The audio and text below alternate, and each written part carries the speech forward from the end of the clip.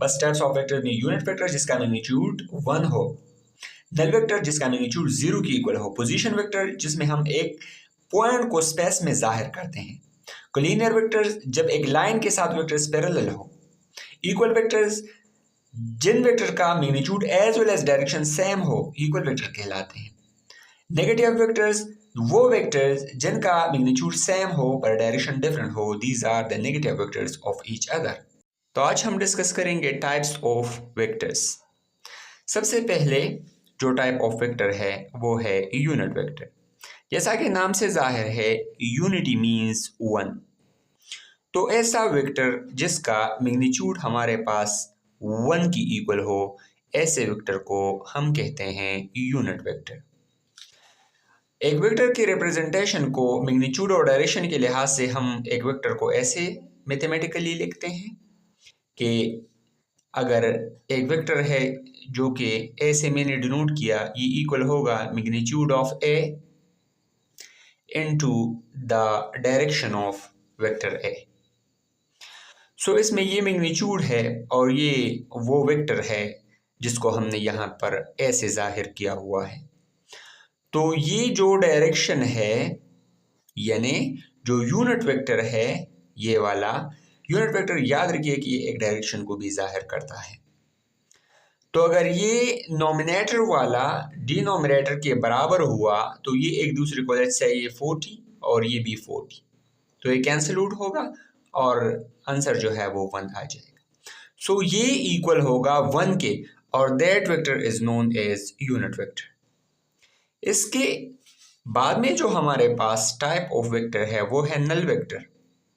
Null vector ऐसा vector जिसका magnitude 0 की इक्वल हो, और याद रखिए कि नल वेक्टर को जीरो वेक्टर भी कहा जाता है, यानी जीरो वेक्टर और नल वेक्टर इसका जो डिफिनीशन है वो एक ही है, क्योंकि नल वेक्टर इसका दूसरा नाम है जीरो वेक्टर।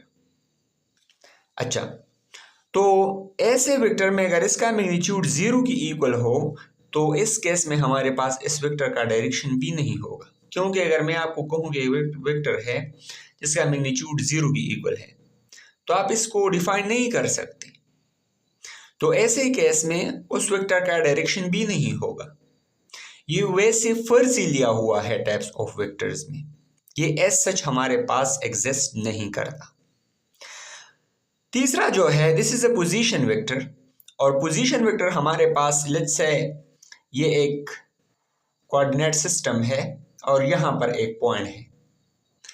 अब इस पॉइंट को मैंने जिस वेक्टर से जाहिर किया, लेट्स से मेरे पास एक वेक्टर है, मैंने इस डायरेक्शन में एक वेक्टर को लिया, ये इसका x एक्सिस के साथ और ये इसका y एक्सिस के साथ। लेट्स से ये 4j, यानी इससे पहले लेक्चर में हमने बताया हुआ था कि y वाला जो हमारे पास यूनिट वेक्टर में हम इसको j से रिप्रेजेंट करते हैं और x वाले को हम i से, लेट्स से ये है 3i।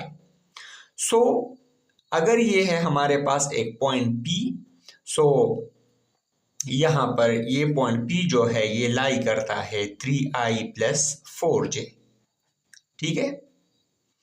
अच्छा, तो ऐसे वेक्टर को हम कहते हैं पोजीशन वेक्टर, ठीक है, जो कि एक्सप्लेन करता है position of point in space. चौथा जो है वो है कोलिनियर वेक्टर। अब कोलिनियर वेक्टर कौन सा वेक्टर है? लेट्स से ये हमारे पास एक लाइन है और यहाँ पर दो वेक्टर्स है, एक ये वाला वेक्टर और एक ये वाला वेक्टर। इसका लेंथ ज़्यादा है तो इट मीन्स कि इसका मैग्नीट्यूड भी ज़्यादा है, और इसका लेंथ कम है तो इट मीन्स इसका मैग्नीट्यूड भी कम है, ठीक है। या अगर मैं ऐसा ड्रा करूँ कि ये एक वेक्टर है और ये हमारे पास दूसरा वेक्टर है, ठीक है। तो ऐसे वेक्टर्स जो कि हमारे पास एक लाइन के साथ जो है वो पैरेलल हो, और इसमें कोई शर्त नहीं है कि इसका मैग्नीट्यूड डिफरेंट है या डायरेक्शन डिफरेंट है, यानी अगर डायरेक्शन डिफरेंट है कोई बात नहीं है। यहाँ पर मैंने इसको इस डायरेक्शन में ड्रा किया हुआ है, यहाँ पर मैंने इसको इस डायरेक्शन में ड्रा किया हुआ है, यहाँ पर मैंने बड़े वाले को इस डायरेक्शन में, यहाँ पर छोटे वाले को इस डायरेक्शन में। सो डायरेक्शन और मैग्नीट्यूड इसमें कोई इससे वो लेना देना नहीं है। ऐसे वेक्टर को हम कहते हैं कोलिनियर वेक्टर, जो कि हमारे पास पैरेलल हो एक लाइन के साथ, ठीक है। अच्छा, इसके बाद में है इक्वल वेक्टर्स। अब इक्वल वेक्टर्स का मतलब ये है कि those vectors which have same magnitude as well as same direction. अगर ये हमारे पास एक वेक्टर है और ये भी हमारे पास एक वेक्टर है, लेंथ दोनों का सेम है, ठीक है, और इसके अलावा जो है इन दोनों का डायरेक्शन भी सेम है, तो ऐसे वेक्टर्स को हम कहते हैं इक्वल वेक्टर्स। अगर इसका डायरेक्शन ये हुआ, इसका डायरेक्शन ये हुआ, these are not equal vectors, ठीक है।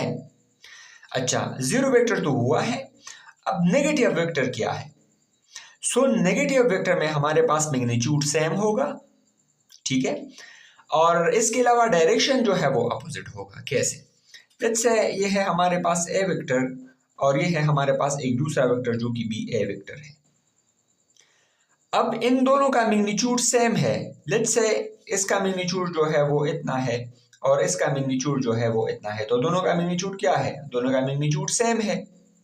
लेकिन डायरेक्शन को अगर देखा जाए तो डायरेक्शन ऑपोजिट है। ये इस डायरेक्शन में है और ये इस डायरेक्शन में है, ठीक है। तो यहां पर ये जो नेगेटिव वेक्टर है, इसका मतलब ये है कि ये वेक्टर और ये वेक्टर इनका मैग्नीट्यूड सेम है पर डायरेक्शन डिफरेंट है, सो यहां पर नेगेटिव है।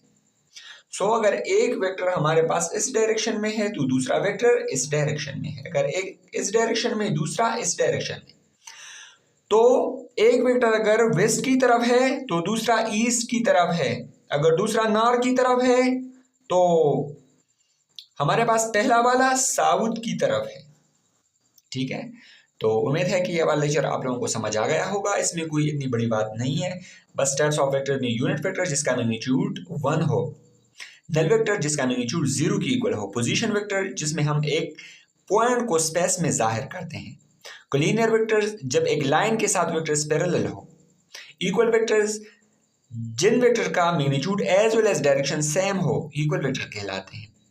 नेगेटिव वेक्टर्स वो वेक्टर्स जिनका मैग्नीट्यूड सेम हो पर डायरेक्शन डिफरेंट हो, these are the negative vectors of each other.